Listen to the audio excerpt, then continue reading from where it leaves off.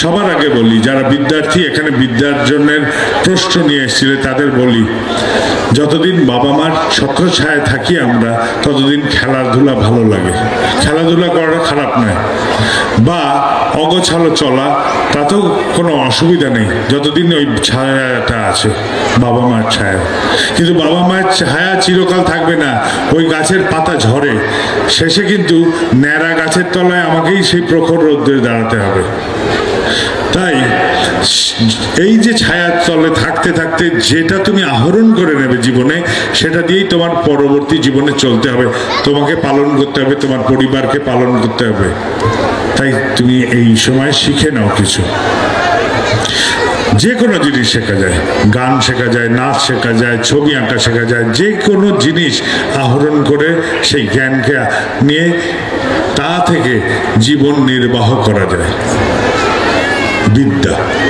বিদ্যা অর্জনের জন্য বিদ্যার্থীর লাগে দুটো জিনিস। একটা লাগে, যদি সেই বিদ্যাকে আহরণ করতে গিয়ে আনন্দ পাও তাহলে বুঝবে যে তুমি একাগ্র থাকতেই পারো। যদি আনন্দ না পাও একাগ্র হবে না, আর একাগ্রতা যদি না থাকে বিদ্যা অর্জন সম্ভব হবে না। তাই আগে আনন্দ খুঁজে নাও। একাগ্রতা আর নিষ্ঠা, এই দুটো যদি বিদ্যার্থী থাকে সে সাকসেসফুল হবেই, তাকে কেউ আটকাতে পারবে না। নিষ্ঠা মানে নিঃশেষে লেগে থাকা, যেটা আমি চাইছি তার পেছনে নিঃশেষে লেগে থাকার যদি না থাকে তাহলে বিদ্যার্থীর বিদ্যার্জন হবে না। তুমি ক্যারাটে শেখো, খেলাধুলা শেখো, যাই শেখো, এই হচ্ছে তুই। খেলাধুলা ততক্ষণ ভালো লাগে যতক্ষণ বাড়ি থেকে ফ্রিতে খাওয়ার পাই। ওই খেলাধুলা দিয়ে যখন আমার পেট, আমার ভাত, আমার পরিবারকে পরিপালন করতে হবে, তখন ওই খেলাধুলা ভালো লাগবে না। 125 কোটি দেশের মানুষে 11 জন মাত্র ক্রিকেট খেলোয়াড় চান্স পায়, আর বাকিরা পায় না। অথচ গ্র্যাজুয়েট হয়ে বা সাধারণ কোনো জ্ঞান বা কোনো বিদ্যা অর্জন করে নিজের জীবন নির্বাহ করছে এরকম লক্ষ লক্ষ মানুষ। তাহলে যেটা সহজ পন্থা সেটার দিকে যাও, যেটাতে কর্ম খালি বেশি পাবে সেখানে যাও। তাই তোমরা চেষ্টা করো এরকমভাবে নিজেদের জীবনটাকে একটা যুক্তিপূর্ণভাবে এগিয়ে নিয়ে যাওয়ার। যারা চাকুরিজীবী তাদের বলবো যে চাকুরির সন্ধান করতে গিয়ে উপযুক্ত চাকরি কবে আসবে তার অপেক্ষা করবেন না। এই মুহূর্তে যেটা পাচ্ছি, আমি MA পাস, স্থানীয় নার্সিং হোমে ঝাড়ুদারের একটি কাজ পেলাম। আমি ঝাড়ুদারের কাজ করতে পারবো না, আমি MA পাস। এই বিড়ম্বনায় থাকবেন না। সৎ কর্মের কোনো উঁচু নিচু ভেদাভেদ হয় না, ভেদাভেদ আমাদের মন বা মানসিকতায়। সিঁড়ির ওই ধাপটায় পা দিয়ে দিন, আমি বলবো পা দিয়ে দিন। দ্বিতীয় ধাপটা সন্ধান করুন, দ্বিতীয় ধাপের সন্ধান করে তৃতীয় ধাপে পা দিন। এরকম করে আপনার অভীষ্ট যদি দোতলা হয় তাহলে দোতলায় উঠে পড়ুন। এক লপে কেউ দোতলায় ওঠে না, ওইরকম করেই পা দিয়ে দিয়ে পা রেখে রেখে এগিয়ে যেতে হয় দোতলার পথে। তো চাকুরিজীবীদের আমি এই পরামর্শ দেব।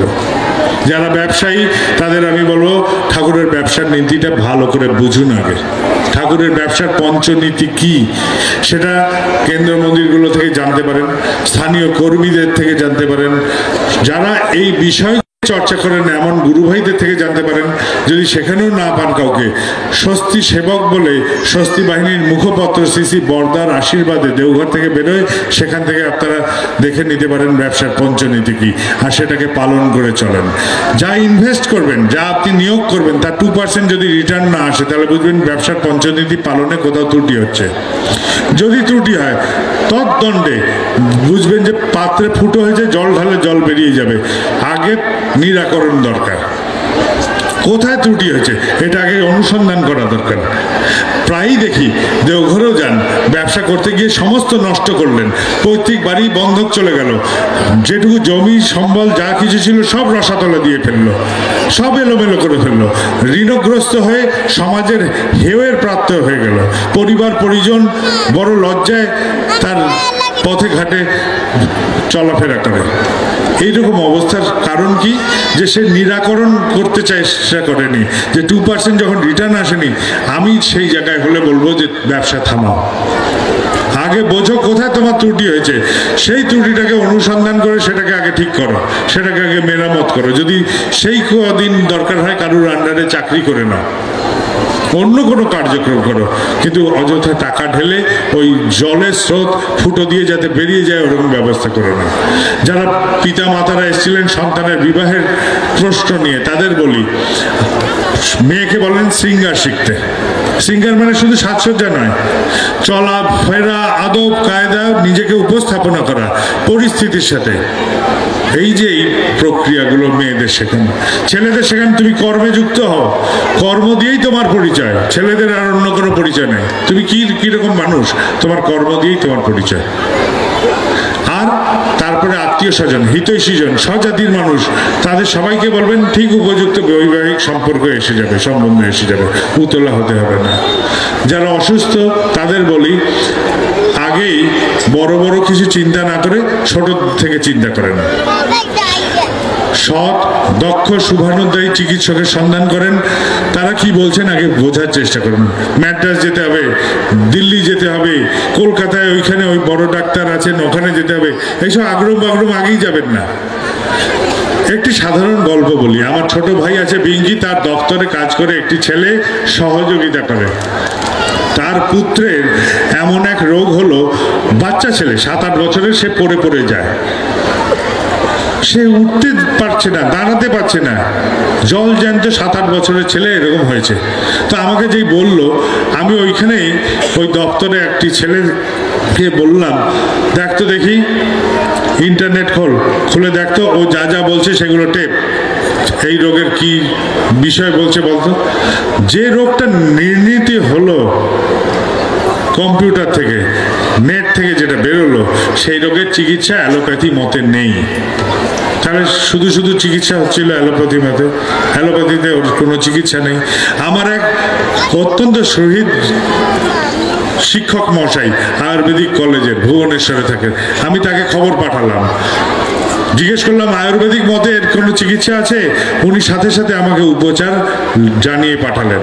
দেওঘরের দেওঘর থেকে ওষুধ জোগাড় হয়ে গেল, বাজার থেকে সাধারণ কিছু ওষুধ, আয়ুর্বেদিক ওষুধ, সেই খেয়ে সেই যে দপ্তরে কাজ করে ছেলেটি, তার পুত্র যে ওই কদিন একদম শয্যাশায়ী ছিল, সে খেলে খেলে বেড়াতে শুরু করলো। রোগ নির্ণয় আমি করলাম না, রোগ নির্ণয় যন্ত্র করলো। আপনাদের পরিবারেও যেসব বাচ্চা কাচ্চা ছেলেরা আছে, এগুলো খুব ঘাটতে পারে। তাদের থেকে বলেন তো আমার এরকম হচ্ছে, দেখতো কি রোগ হয়েছে আর এর কি চিকিৎসা। তারপরে ডাক্তারের কাছে যান, ডাক্তারবাবুর সহযোগিতা নেন, দেখবেন যে রোগ এমনি আধা আপনার আয়ত্তে এসে যাবে। আর কি করবেন? আনন্দে থাকবেন। ছোটবেলায় বলতো ভূতের ভয় পেলে রাম রাম রাম রাম বল, তো আমি বলবো আনন্দে আনন্দে থাকেন। যেখানে হতাশা, যেখানে দুঃখ, যেখানে গ্লানি, সেখানে রোগ এসে আগে বাসা বাঁধে। আর যেখানে আনন্দ, সেখান থেকে রোগ আগে দৌড়ে পালায়। এটাকে আগে বোঝেন। এটা হচ্ছে প্রথম কথা, আনন্দে থাকা। আনন্দে থাকতে গেলে তো একটা প্রক্রিয়াকে অনুসন্ধান করতে হবে। আমি দুধ দিলাম, বললাম যে এটা থেকে ছানা বানাও তো দেখি। আমি দুধ দিলাম, বললাম যে এটা থেকে ঘি বানাও তো দেখি। আপনি দুধ ধরে যদি বসে থাকেন, সেটা ছানাও হবে না, ঘিও হবে না। তাহলে এই দুধকে কোনো প্রক্রিয়ার মধ্যে নিয়ে গেলে তার রূপান্তর হতে পারে। তাহলে আমার যে জীবন, তা যদি আনন্দ মুখর করতে হয়, তাহলে একটা প্রক্রিয়ার মধ্যে নিয়ে যেতে হবে। শান্তি পাই না কোথাও, তাই বলি আমরা। কেন পাই না? কারণ শান্তিটা একটি গুণ। বিজ্ঞান বলছে, দর্শন বলছে যে এটা একটি মানসিক গুণ। যার মধ্যে আছে সে শান্তি পাবে, যার মধ্যে নেই সে কখনো পাবে না। অঢেল টাকা দেন, অঢেল যশ দেন, অঢেল প্রতিপত্তি দেন, তাও শান্তি সে পাবে না, কারণ তার মধ্যে ওই মানসিক গুণটা নেই। ঠাকুর বললেন যে সব অবস্থায় রাজি, সে এরকম শান্তিতে থাকতে পারে। তাহলে সব অবস্থায় রাজি, তার মানে তো মনটাকে অনেক বড় করতে হবে। বালতির জলে আমি একটি নুড়ি ফেললাম, স্পন্দন উঠলো। সেই নুড়ি আমি নদীতে ফেললাম, হারিয়ে গেল স্পন্দন। মহাসমুদ্রে ফেললাম, সে বিলীন হয়ে গেল। তাহলে আমার মনটাকে এত বৃহৎ করতে পারি যে আমি ধারণ ক্ষমতার অধিকারী হতে পারি, তাহলে আমি শান্তি পেতে পারি, যে সব অবস্থায় রাজি থাকতে পারে। স্রোতস্বিনী নদীর মতন আমাদের জীবন। এই নদীর কূলে একটি গাছ, সেই গাছে আমি নৌকাকে বেঁধে রাখলাম। বেঁধে রাখলাম যে গ্রন্থি দিলাম দড়ি দিয়ে। এই যে গ্রন্থি দিলাম, এই গ্রন্থিটা যদি ঠিক থাকে, তাহলে নৌকা নড়াচড়া করবে কিন্তু বিচ্ছিন্ন হবে না। আর যদি ওই গ্রন্থি খুলে যায় তাহলে ওই নৌকা স্রোতস্বিনী নদীতে এগিয়ে গিয়ে সম্মুখে জলপ্রপাত করে বিধ্বস্ত হয়ে যাবে। এটাই হচ্ছে জীবন। এই যে গ্রন্থি, একেই বলা হয় দীক্ষা। কেন দীক্ষা নেব? একটি জঙ্গলের ধারে এক জনপদের রাখাল বালক গরু পালন করতে গিয়ে, ঘাস খাওয়াতে গিয়ে তার গরুগুলোকে ছেড়ে দিয়েছে তৃণভূমিতে ঘাস খেতে খেতে একটি গরু কি করে যেন পথভ্রষ্ট হয়ে জঙ্গলের ধারে চলে গেছে। এই যে জঙ্গলের ধারে তারা চলে গেছে, গরুটা সব গরুকে নিয়ে রাখাল চলে গেল বাড়ি, কিন্তু ওই গরুটা এতই তন্ময় হয়ে গেছে ঘাস খেতে খেতে যে কখন সূর্য এসে ডুবে গেছে, কখন অন্ধকার নেমে এসছে তার খেয়ালই নেই। অন্ধকার নামতেই সাপদ হিংস্র বাঘ ভাল্লুকের আওয়াজ শুনে সে ভাবলো, ওরে বাবা, এ তো বিপদ হলো ভারী। বাঘ বেরিয়েছিল শিকারে, দেখছে নধরকান্তি একটি গরু, তাড়া করলো গরুকে। গরুও প্রাণ ভয়ে ছুটলো, ছুটে গিয়ে পড়লো এক গর্তে। বাঘও তাকে ধরতে গিয়ে পড়লো সেই গর্তে। সেই গর্ত কাদা ভূমিতে ভরা, কাদায় আটকে পড়লো গরু, কাদায় আটকে পড়লো বাঘ। বাঘ হ্যাঁচর প্যাচর করে উঠতে চেষ্টা করছে গরুকে খাওয়ার জন্যে, গরু হ্যাঁচর প্যাচর করছে বাঘের হাত থেকে বাঁচার জন্য, কিন্তু কেউ আর কাদা থেকে বেরোতে পারে না। তখন কিছুক্ষণ পরে বাঘ বলল, এই কাদা বেশিক্ষণ থাকবে না, জল টানছে, শুকিয়ে যাবে, আমি যখন উঠবো আগে তোকে খাবো। তাই শুনে গরু হাসতে শুরু করলো। বাঘ বললো, তোর ভয় করছে না? বলে, না, আমার ভয় করছে না, আমার কান খাড়া আছে, আমি শুনছি মাদলের কাঁসরের ঘন্টার আওয়াজ। আমার মালিক আমি বাড়ি ফিরিনি বলে ফেরাতে আসছে, আমাকে তো নিয়ে যাবে। সাথে লোক লস্করও আসছে, মশাল নিয়ে আসছে, সরকি নিয়ে আসছে, বল্লম নিয়ে আসছে, আমাকে তো উঠিয়ে নিয়ে যাবে। তোকে কে বাঁচাবে? আমার তো এক মালিক আছে, আমার মালিক আছে, আমাকে উদ্ধার করে নিয়ে যাবে, তোকে কে বাঁচাবে? এই জন্য গুরুকরণ আগে দরকার। গুরুই হচ্ছেন ঈশ্বরের সাকার রূপ, তিনি হচ্ছেন আমার প্রিয়। জীবনের শুরুতে যদি দেখি তাহলে দেখব আমার বাবা মা আছেন, অন্তে গিয়ে দেখি যে তারা নেই। আমার জীবনের শুরুতে যারা ছিলেন না তারাই দেখি আমার পরিবার আর সন্তান রূপে জীবনের শেষ প্রান্তে এসে উপস্থিত হয়েছেন। তাহলে নিরবিচ্ছিন্নভাবে কে আমার সাথে থাকলেন? ঈশ্বর থাকলেন। তাহলে ঈশ্বরই আমার সবচেয়ে প্রিয়। মানুষকে যখন ঈশ্বর পাঠান পৃথিবীতে, তিনি বললেন, তুই যেখানে যাবি সেখানেই আমি তোর সাথে থাকবো। মরু প্রান্তরে মানুষ এসে পথ হারিয়েছে, ক্লান্ত, সে ভাবলো কি করি, আর কোনো উপায় নেই, ঈশ্বরকে ডাকছে, ঈশ্বর আসেন না। তখন সে হাঁটা শুরু করলো। হাঁটতে হাঁটতে হাঁটতে হাঁটতে এক মরুদ্যানে এসে পৌঁছালো। সেখানে দেখছে জল আছে, গাছে খেজুর আছে, জল খেলো, খেজুর খেলো, গায়ে বল এলো, তৃষ্ণা নিবারণ হলো। সুশীতল ছায়া বসে তখন সে বলছে ঈশ্বরকে, ঈশ্বর, তুমি তো পাঠিয়েছিলে আমাকে, বলেছিলে তুমি আমার সমস্ত কঠিন অবস্থায় থাকবে। আজ যখন আমি এইরকম কঠিন পরিস্থিতিতে পড়লাম, তখন তো তোমার পায়ের ছাপ দেখলাম না, দেখলাম যে বালিতে একটি মাত্র পায়ের, এক জোড়া পায়ের ছাপ। ঈশ্বর তখন বললেন, ওরে বোকা, ওই যে এক জোড়া পায়ের ছাপ দেখলি, ওটা তো আমি তোকে তখন বহন করছিলাম, আমি তোকে বহন করছিলাম। তাহলে তিনি আমার প্রিয়, তিনি আমার একমাত্র, তিনি আমার আরাধ্য, আর তারই সাকার রূপ গুরু। আমাদের সবার পরিবার আছে, আমাদের পরিবার পরিজন নিয়েই আমরা চলি। আমরা অনেক সময় ধরে নিই যে দীক্ষা নিলাম, কিছুই তো হলো না, আমি একটি পাখা ধরিয়ে দিলাম হাতে, এরকম করে বসে থাকলাম, হাওয়া তো লাগছে না মোটেই। যখন হাত নাড়ালাম তখন হাওয়া লাগতে শুরু করলো। তাহলে দীক্ষা নিয়ে বসে থাকলে হবে না, কিছু কর্ম করতে হবে, দীক্ষানুচলন যাকে বলে। এই কর্ম যদি করি তখন তার থেকে কিছু আমি অনুভূতির মধ্যে ঢুকবো। দীক্ষার অনুভূতিগুলো যদি পেতে হয় তাহলে এরকম কর্মের সাথে যুক্ত হতে হবে। কর্ম ছাড়া দীক্ষা কোনো কার্যক্রমে লাগবে না। তারপরে আমাদের প্রায়শই প্রার্থনা হয়, বলি ঠাকুর এটা করে দাও। কোনো দেবালয়ে গেলাম, বললাম এটা হয়ে যাক। কোনো মঠ মন্দির যেখানে যাই সেখানে গিয়ে বলি ভগবান আমার এইগুলো যেন পূরণ হয়ে যায়। ভগবানকে আমার পিএ বানিয়ে রেখেছি, আমি লিস্ট ধরাবো, তিনি লিখে নেবেন আর পূরণ করবেন। তা মোটেই নয়, কখনো তিনি করবেন না। একদম সার্থকভাবে জেনে রাখেন এরকম তিনি করতে বাধ্য নন। একটা কল্পতরুর তলায় একটি পথিক এসে বিশ্রাম নিচ্ছিল। সে ভাবলো এই গাছের সুশীতল ছায়া কত না আরামদায়ক, যদি এখানে একটু খাওয়ার পেতাম। কল্পতরু বিখ্যাত, সাথে সাথে খাওয়ার এসে গেল। তারপরে ভাবলো তৃষ্ণাও পেয়েছে, একটু জল হলে ভালো হতো, জলও এসে গেল। সে ভাবলো একটা উপযুক্ত শয্যা হলে আরাম হতো, শয্যাও এসে গেল। তারপর ভাবলো একটা বালিশ আর চাদর হলে ঘুমটা নিশ্চিত আসতো, বালিশ আর চাদরও এসে গেল। এইবার যখন আরামে বসেছে সে তখন ভাবছে এই গাছে ভূত নেই তো, যা ভাবছি তাই তো হয়ে যাচ্ছে, এসে আবার আমার ঘাটটার মটকাবে না তো। যেই না ভাবা কল্পতরু তো সেই গাছ থেকে ভূত সত্যি এসে তার ঘাড় মুটকে দিল। আমার কথা শুনে ঈশ্বর যদি চলেন তাহলে আমার পরিণতি এরকম হবে, তাই তিনি এটা শুনবেন না। আমি যা প্রার্থনা করি আমার বাবা মা ভাই বোন জগাই মাথাইদের জন্য, তাকে বলে নিষ্কাম সকাম প্রার্থনা। আমার বাবা ভালো থাকুন, আমার মা ভালো থাকুন, আমার বউ ভালো থাকুক, আমার ছেলের চাকরি হোক, মেয়ের বিয়ে হোক, এই যে প্রার্থনাগুলো করি একে বলে সকাম প্রার্থনা।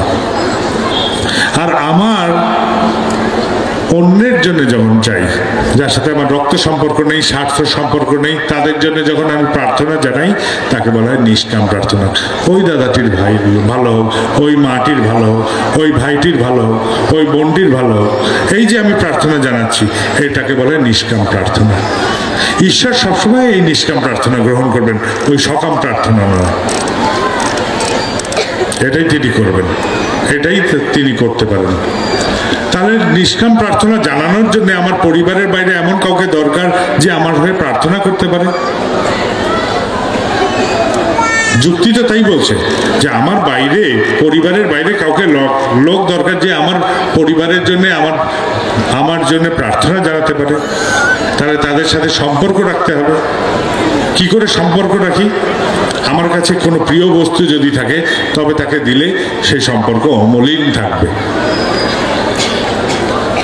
আমার কাছে প্রিয় কি? ঈশ্বর আমার কাছে প্রিয়, আগেই বলেছি, তিনি প্রথম থেকে শেষ অবধি থাকেন। তার সাকার রূপকে আমার গুরু, তিনি হচ্ছেন আমার জীবনের স্বামী, তিনি হচ্ছেন আমার জীবনের সবচেয়ে প্রিয়তম বস্তু। তাই জীবে করে প্রিয় বিতরণ, সেই জন সেবী হচ্ছে ঈশ্বর। জীবে আমার প্রিয়কে বিতরণ করতে হবে। আমি বসে থাকি যদি, ওই পাখা ধরে বসে থাকা হবে, নিরন্তর তার কথা বলতে হবে, পথে ঘাটে রাস্তায় যেখানে পাই। আমার পাওনাদারকে দেখে আমার ভয় পাওয়ার দরকার নেই, সামনে দাঁড়িয়ে যেন ঠাকুরের কথাটা বলতে পারি। আমার আত্মীয় স্বজন, দোকানদার, সবজি বিক্রেতা, রিক্সাতে যে চললাম বা টোটো গাড়ি এখন বেরিয়েছে, টোটো গাড়িতে যেখানেই চলি তাদের সাথে আলাপচারিতা করতে থাকেন, কথা বেরোতে থাকুক ঠাকুরের কথা। কথা কি কিসে বেরোয়? ভাষা থেকে। ভাষা কোথা থেকে আসে? ভাব থেকে। আমার ভাব তখন তোমার মতন হতে থাকবে, এই ভাবগুলো তোমার মতন হতে থাকবে ক্রমশ, আর আমি তখন তোমার কথাই প্রকাশ করতে থাকবো। এই প্রকাশ হতে হতে একদিন এরকম অবস্থা হবে যে মানুষ যখন জিজ্ঞেস করবে তোমার ঠাকুর কেমন, বললো যে আমাকে দেখে বোঝো আমার ঠাকুর কেমন।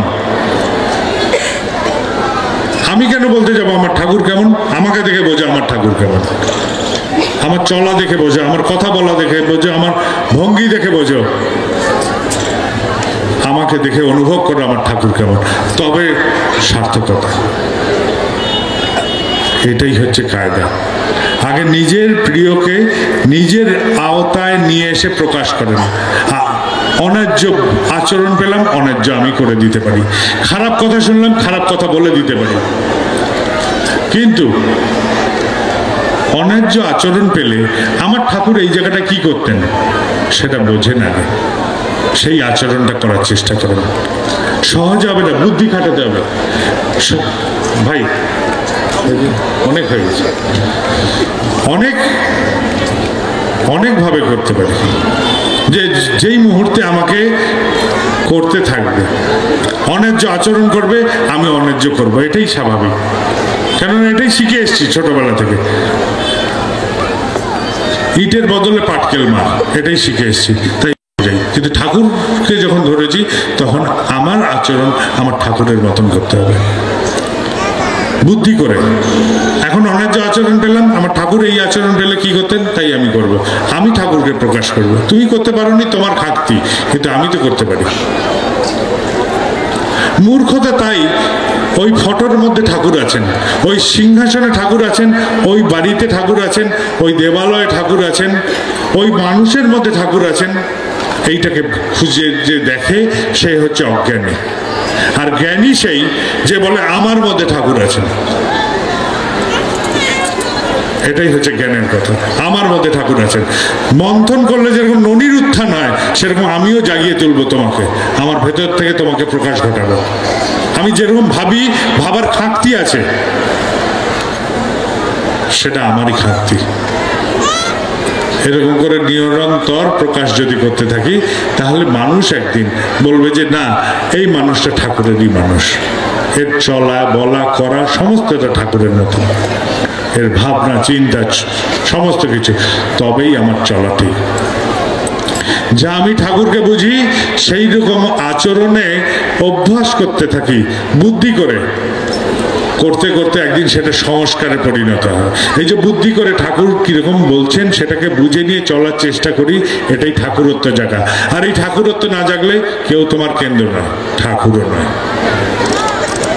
হাজার করেন, হাজার কায়দা দেখান, বাবাইদা আসলেও লাফিয়ে ওঠেন, বা আর কেউ এলেও লাফিয়ে ওঠেন, যতক্ষণ না আপনার আচরণ এরকম হবে ততক্ষণ কেউ রক্ষা করতে পারবেন না। আমি আমাকে রক্ষা করতে পারবো না, আপনি আপনাকে রক্ষা করতে পারবেন।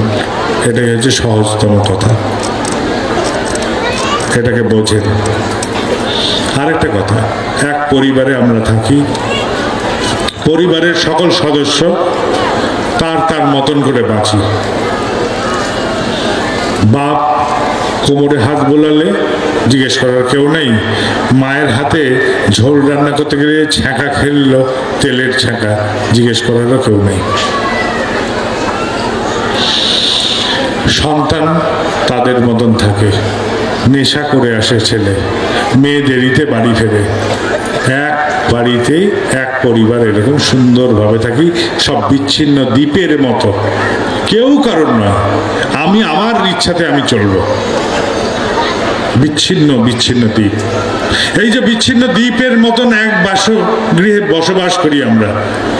তো এই বাসগৃহে বসবাস করে আমাদের দ্বারা কোনো কল্যাণ হতে পারে না, কখনো হবে না। ছেলেকে ছোটবেলায় বলেছিলাম, বাছা সত্য কথা বলবি। পাওনাদার এসছে, বলে দিয়েছি, বলছে বাবা বাড়িতে নেই।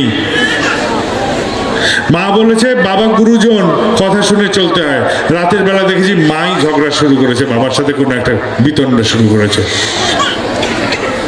এই যে ঘটনাগুলো, সন্তান শিখছে ভালো কথা শুনতে হয়, কিন্তু পালন করতে হয় মন্দ যা কিছু।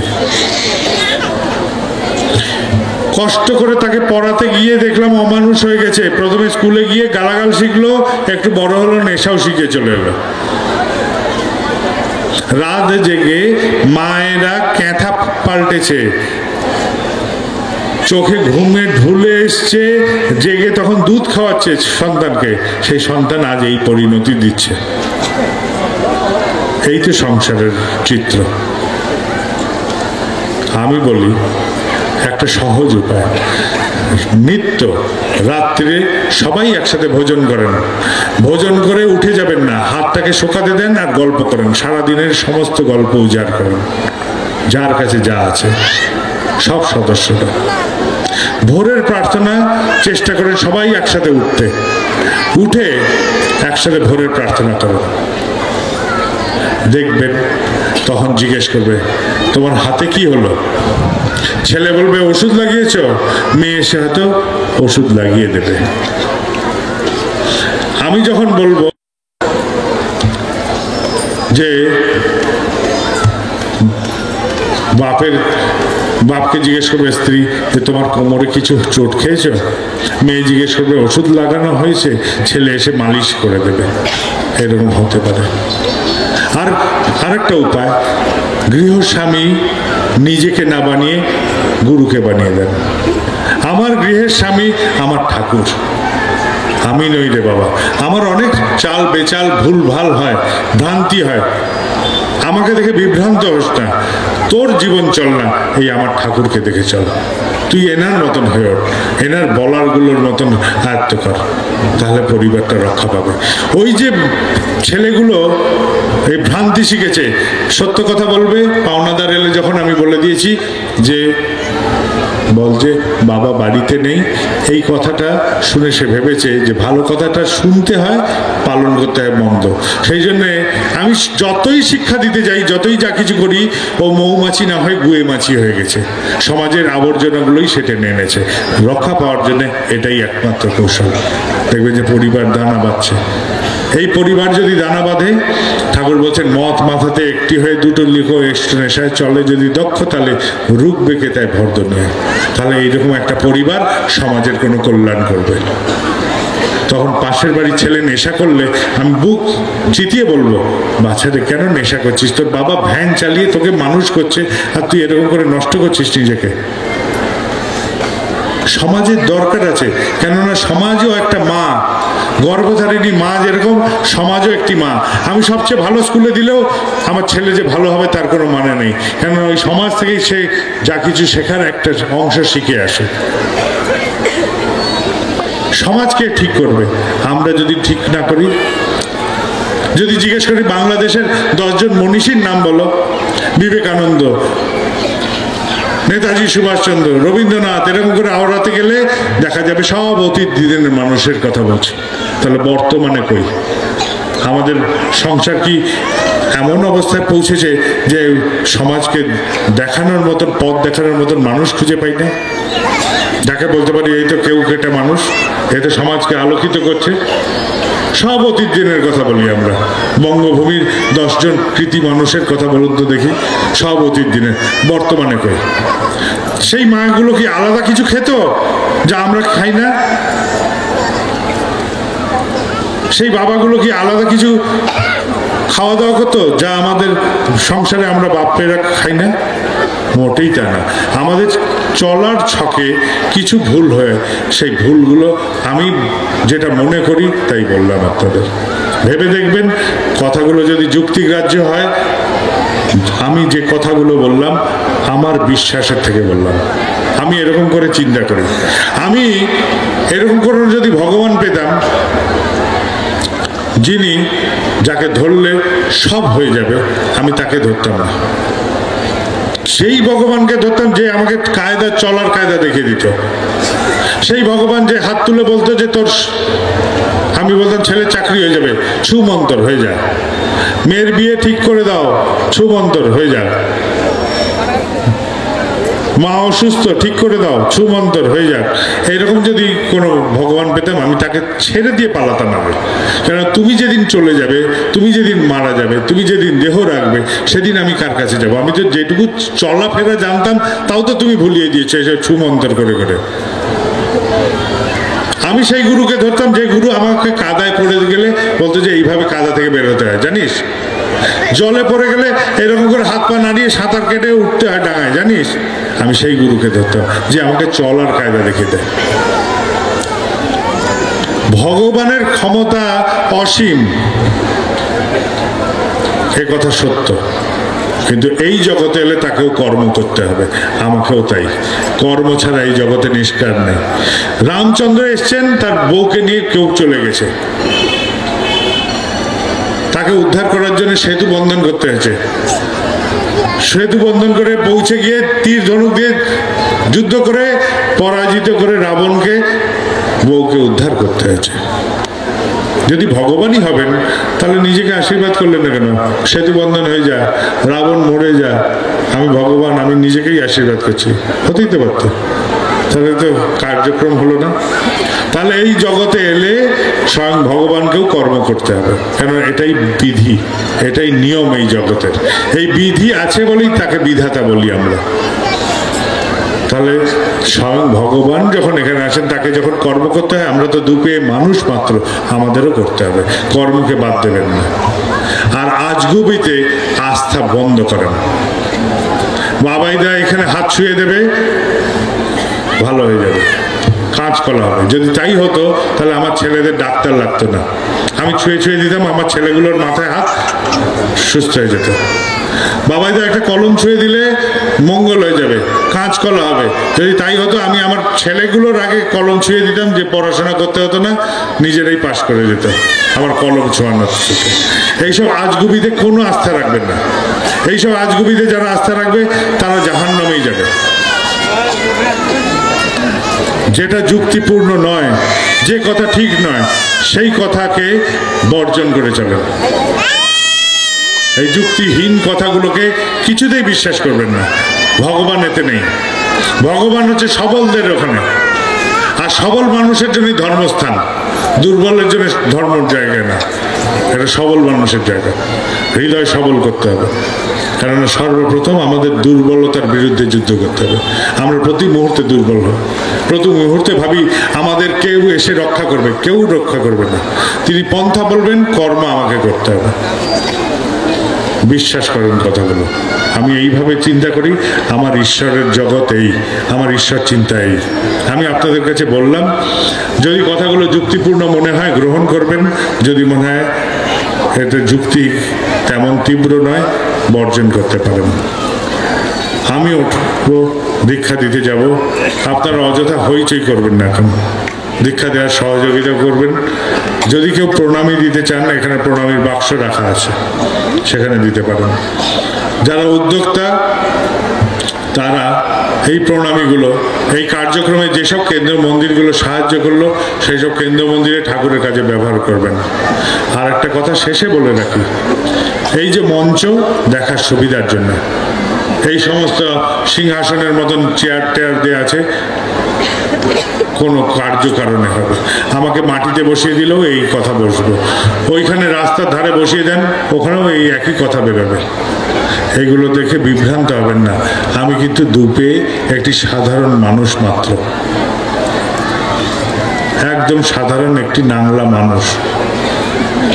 এরকম কিছু ভাবতে যাবেন না যে এই যে মঞ্চে বসেছিল একটা সাংঘাতিক একটা কিছু। আমি এরকম বোধ নিয়ে চলি, আমার বুদ্ধি এই, আমি এইভাবে চলি। আপনাদের জানালাম মাত্র। সবাই ভালো থাকবেন, মঙ্গলে থাকবেন। জয় গুরু।